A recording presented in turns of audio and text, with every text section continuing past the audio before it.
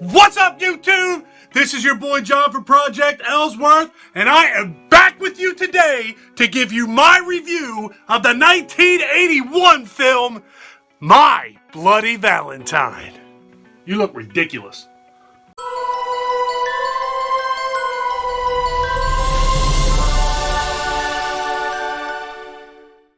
So My Bloody Valentine is the story of Harry Warden. He was a miner, and him and 4 other miners were down mining on Valentine's Day 20 years prior to when our story takes place in 1981. While he was down there, the higher-ups or the people in charge or the bosses, whoever the hell they were, they neglected to perform a methane test. Apparently methane is highly explosive and is something that is common in mining. Not a miner, I honestly don't know. So they failed to do this test, and because they were in such a rush to get to the Valentine's Day dance, something happened down below and an explosion took place. Harry and the four miners, just forgot how to talk, were trapped underground for about 6 weeks while crews tried to dig them out. When they finally got to Harry, he was the only survivor and had gotten to the point where he had resorted to cannibalism in order to survive. I certainly would if I had to. Oh, get out of here. You taste terrible. So needless to say, Harry wasn't quite himself anymore, and he wound up being chucked in an insane asylum. Now, 20 years later, we have found out that since that time, boxes of candy, like heart-shaped boxes of candy, have randomly shown up in different places whenever this town was about to do something to celebrate Valentine's Day. And inside of those boxes were human hearts. Friggin' awesome.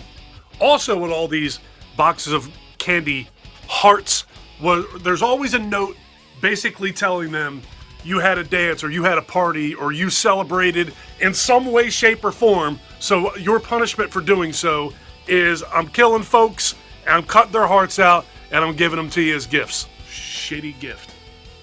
It's the heart that counts, moron. So because of all this, Mayor Hanniger has put a ban on anything and everything that resembles celebrating Valentine's Day.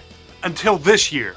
For whatever reason, Mayor Hanniger and Chief Newbie decide that it's okay to celebrate Valentine's Day on the 20-year anniversary of this tragic accident. Well, yeah, it's stupid. 20 years is like a pretty big deal. They could have done it on the 17th anniversary or the 23rd anniversary, anything. 20 years is just dumb. Well, the whole thing's dumb.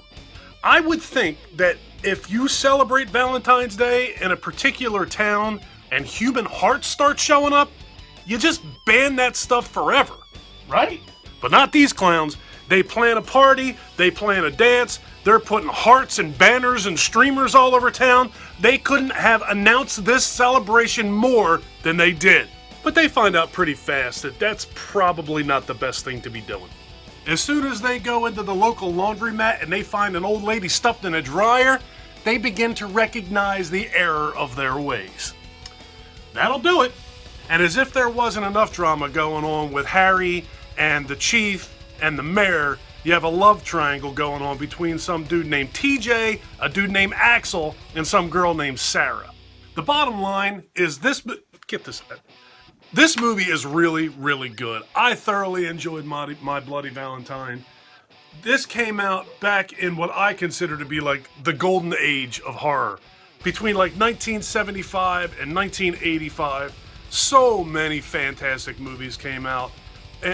This movie is just another really good example of fantastic practical effects.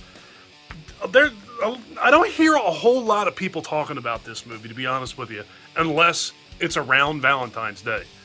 And it's almost a shame. The acting in this movie leaves a lot to be desired. I mean, it's very over the top. Everything is over the top. How are you? Oh my goodness, Bobby! Oh no!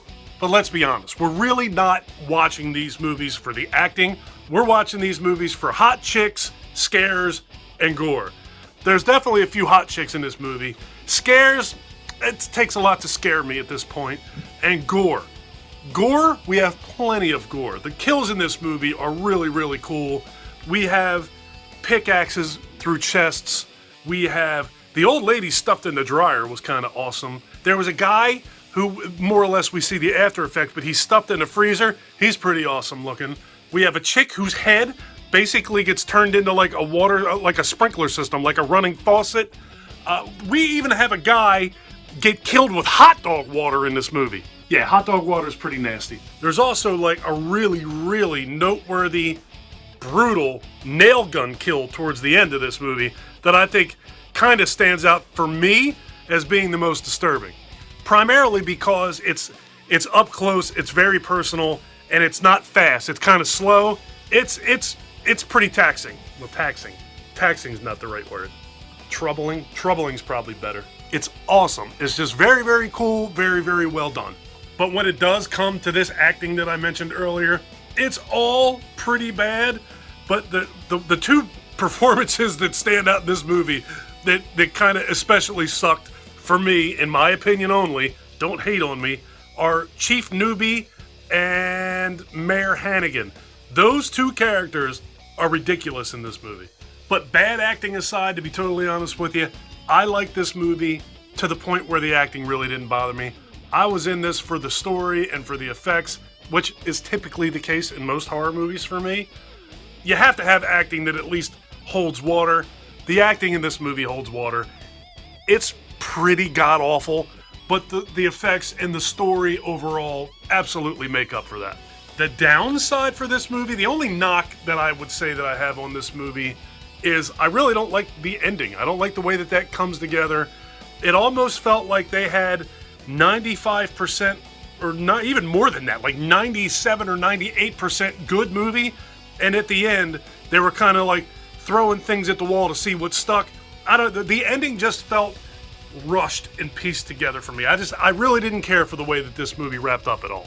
But what I actually did find to be very amusing is after the movie ends and the credits start to roll, they play like the most ridiculous little, like folky, Celtic, I don't even know what you would call it. You expect like somebody with a flute to come skipping by, or Robin Hood to come out like tossing coins, or leprechauns or something. It's friggin' ridiculous. And those who remain were never the same. Get too old for that. That was silly as hell, but it absolutely put a smile on my face. They couldn't have picked a better theme song. It absolutely did feel out of place. So those are my thoughts on George Mihalka's 1981 film, My Bloody Valentine. Leave me some comments down below and let me know how you feel about My Bloody Valentine. Let me know how you feel about the effects, about the acting, and let me know if you guys enjoyed the music that was playing during the end credits of this movie as much as I did. I got the biggest kick in the world out of that song. It's just whatever. All right, I'm going to get out of here. If you guys like this video, please give me a thumbs up. If you really like this video and you've been enjoying my content up to this point, please do me a huge personal favor. Click that subscribe button and ring that bell. Take care of yourself. Take care of each other. Have a kick-ass day. And thank you for watching. Later, folks. You look good. Stand still. In